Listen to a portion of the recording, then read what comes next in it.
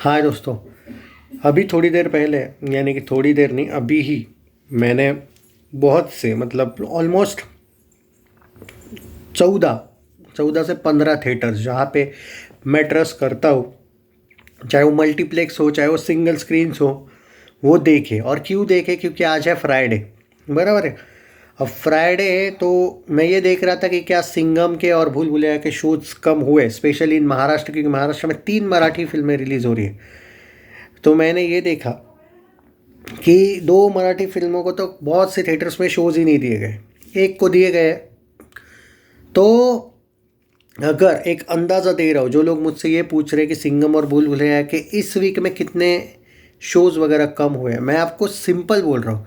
हर एक थिएटर में ऑलमोस्ट 14 में से 6 से 7 थिएटर्स जो थे उनमें ऑलमोस्ट सेम शोज़ हैं, जितने हैं उतने ही दोनों भी फिल्मों के, क्योंकि उन फिल्म बाकी थिएटर्स ने लिया ही नहीं है बाकी फिल्मों को, बराबर है।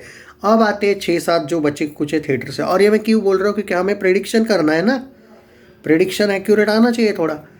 तो उस अकॉर्डिंग अगर देखा जाए, 2 शो कट किए गए, एक भूल भुलैया का, एक सिंघम का, 2 मराठी मूवीज़ को दे दिए। एक थिएटर की बात करो, एक थिएटर में तीनों भी मराठी फिल्में लगी है। मतलब सिंघम के 2 शोज कट किए गए, भूल भुलैया का 1 कट किया गया।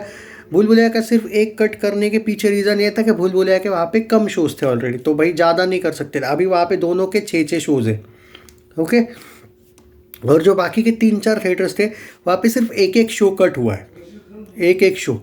ऑलमोस्ट अगर आप थिएटर्स की बात करें ऑल ओवर इंडिया, अगर एक एवरेज निकालें तो हर एक थिएटर से खाली 1-1 2-2 शोज कट हुए हैं। और वो ऐसे शोज कट हुए जहाँ पे भीड़ होती ही नहीं थी, ऑलमोस्ट ना के बराबर वाले शोज। वो एवरेज निकालते हैं थिएटर्स वाले और तभी बाद में डिसाइड करते हैं कि भाई ये शो नहीं चाहिए। कभी कभी आप देखते होंगे कि फ्राइडे सैटरडे संडे ही भीड़ होती है, बाद में मंडे से थर्सडे में इतना नहीं रहता है।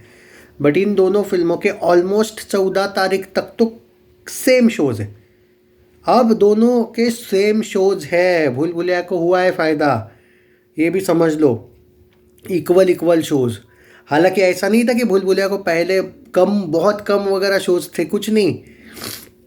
अगर इनको 60-40 का था ना, कि 40% ही थे, 60 थे, तो भाई उन लोगों ने सिंगल स्क्रीन्स में अच्छे निकाल लिए थे। भूल भुलैया वालों को सिंगल स्क्रीन्स में तगड़े मिले थे शोज़।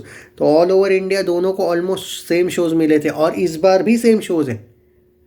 तो हाँ, थोड़े कम हुए, बट प्रेडिक्शन वाइज इतने भी कम नहीं हुए कि भाई 10 करोड़ की फिल्में 5 करोड़ पे आ जाएगी, सिंपल बात है। तो आज की अगर मैं प्रेडिक्शन की बात करूँ,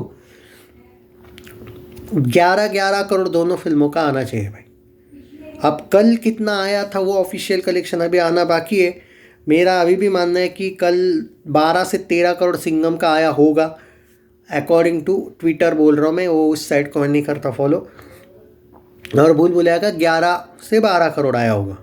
एक का 13, एक का 12 पकड़ लो, या फिर एक का 12, एक का 11। आज दोनों भी 10-10 प्लस होंगे। कुछ लोगों का कहना है 10-10 नहीं होंगे, मगर मुझे अभी भी लगता है आज एक फिल्म 11.5 पे सिंघम होगी, भूल भुलैया भी 11 पे होगी। आज मुझे नहीं लगता है कि आज 50 लाख से ज़्यादा डिफरेंस हो सकता है, या फिर हो सकता है कि 1 करोड़ का आ जाए डिफरेंस। बट तो दोनों भी फिल्में अच्छी कर रही है, इसमें कोई शक नहीं। और एक अच्छी बात, गुड न्यूज़ ये है कि मुझे थोड़ा डर था कि कहीं इसी वीक में स्क्रीन्स कम नहीं हो रहे। मैंने तो भाई थिएटर ओनर्स, मतलब थिएटर वालों से, कुछ लोगों से वहाँ पे ये भी पूछा कि जब कंगुआ आ रही है, तो उन्होंने दो मल्टीप्लेक्सेस ने कल इवनिंग को जब विज़िट किया था, उन्होंने बोला कंगुआ हिंदी डब में ज़्यादा स्क्रीन्स ले ही नहीं रही है। हमारे यहाँ पे तो नहीं ले रही, ऐसे 2-3 बड़े बड़े थिएटर्स में मैंने ये देखा है। तो मल्टीप्लेक्स में इतना कोई इशू नहीं आएगा दोनों भी फिल्मों को, और सिंगल स्क्रीन्स में तो बिल्कुल नहीं। तो कंगुआ का भी असर नहीं होगा। ये फिल्में भाई पुष्पा तक चलने वाली है, इसलिए बोल रहा हूँ कि सिंघम अगेन भी आराम से अपना जो बजट है वो कर रही है क्रॉस। भूल भुलैया ने ऑलरेडी कर लिया, वो तो पार्टी मना रही है। सिंघम अगेन का भी कोई इशू नहीं, इसलिए मैं बार बार बोल रहा था। मुझे बस ये वीक का इंतज़ार था, बता दिया मैंने, 10.5 11.5 करोड़ आ जाएंगे।